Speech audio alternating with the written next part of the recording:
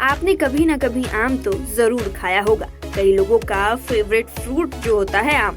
भारत के आम दुनिया भर में मशहूर है। माना जाता है कि देश भर में करीब 1500 वैरायटी के आम पाए जाते हैं।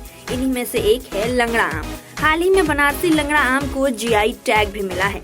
लंगड़ा आम की देश भर में सबसे ज्यादा डिमांड है। लेकिन कभी सोचा है कि आखिर इसका नाम लंगड़ा ही क्यों पड़ा? आम हो और उसको लोग कहते हैं लंगड़ा। आज हम आपको बताएंगे कि लंगड़ा आम के नाम की कहानी और इतिहास को, तो जरा गौर से सुनिएगा। लंगड़ा आम का इतिहास करीब 300 साल पुराना है। रिपोर्ट्स के अनुसार इसकी पैदावार की शुरुआत यूपी के बनारस से हुई थी। कहा जाता है कि बनारस के एक छोटे से शिव मंदिर में साधु आए। वो अपने साथ आम के 2 छोटे छोटे पौधे लेकर आए, जिन्हें उन्होंने मंदिर के पीछे लगा दिया। साधु रोजाना आम के पौधे में पानी दिया करते और उनका ख्याल रखते। साधु मंदिर में करीब 4 साल तक रहे। इस दरमियान पेड़ काफी बड़े हो गए। जब आम की मंजरियां निकल आई तो उन्होंने उसे तोड़कर भगवान शंकर पर चढ़ाया। साधु ने कहा कि उनका मंदिर में आने का उद्देश्य अब पूरा हो गया है। वो सुबह होते ही मंदिर से चले गए और आम के पेड़ का ध्यान रखने की जिम्मेदारी मंदिर के एक पुजारी को सौंप गए।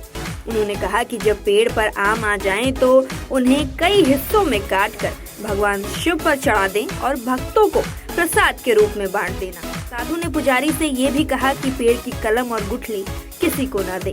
आम की गुठलियों को आग में जला दें, वरना कोई उसे रोककर नए पौधे उगा लेगा। पुजारी ने साधु की बात का पूरा ख्याल रखा।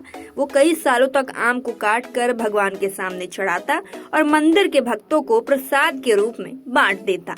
लेकिन जो भी प्रसाद में आम खाता वो इसके स्वाद का दीवाना हो जाता। धीरे धीरे पूरे बनारस में मंदिर वाले आम की चर्चा होने लगी। कई लोगों ने तो पुजारी से आम की गुठली मांगी ताकि वे पेड़ लगा सकें, लेकिन पुजारी ने साधु के कहे अनुसार आम की गुठलियां नहीं दी। जब मंदिर के आम की खबर काशी नरेश तक पहुंची तो वे भी वहां पहुंचे। उन्होंने आम के फल को भगवान शिव के सामने समर्पित किया और दोनों पेड़ों का निरीक्षण किया।